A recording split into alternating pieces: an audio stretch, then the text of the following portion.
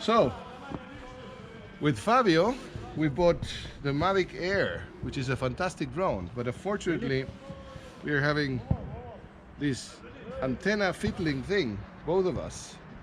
So this seems to be a problem in the series of fabrication. Yeah, looks like the same production batch, and probably attaching it to the...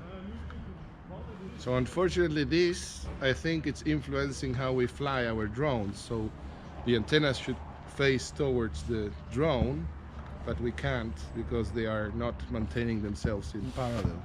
And for both buses is the right antenna. Yeah. In both cases it's the right one. So I don't know if anybody else is having the same issue, but yeah, I think DJI has to exchange the controllers. If anybody else has the same issue, please share below your comment. Thank you.